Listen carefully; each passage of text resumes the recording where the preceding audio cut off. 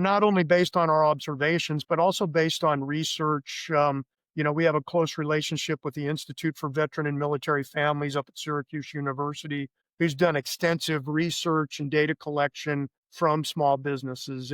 So from those businesses themselves, what they're telling us also reinforces what we observe. And two things really stand out is one, the financial side of things, understanding and gaining access to the finances they need to start and manage a company. Part of that is truthfully, even just literacy, financial literacy and understanding business finances and what those words mean. As veterans, they don't spend a lot of time teaching us about business finance, so we're not really given that foundation as veterans. So there's a shortfall.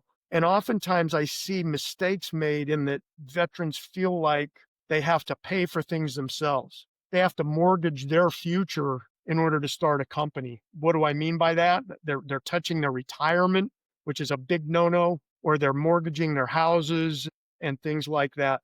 And sometimes, you need to provide collateral, to get things started. But being able to understand even the terminology, how to get access to money, where the opportunities are, the risks that you're going to have to take financially, and what risks are good risks versus what risks are bad risks. An old mentor used to tell me, you can borrow for anything, a car, a house, a refrigerator, education, but you can't borrow for retirement. So never use your retirement as a tool, So I said, that's one of the things that I really harp on. So that's one thing. Finances, are a real a challenge. The other thing that is a real challenge, which is one of the reasons we exist, is access to people who've been there and done that.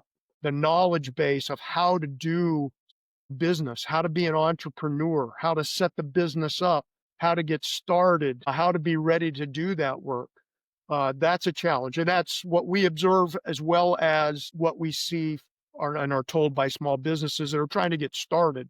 And then the third thing is access to the right people and the ability to get access once you are established. How do I get a contract? Who do I talk to? How do I get involved with the people who can award contracts? How do I make a dollar, right?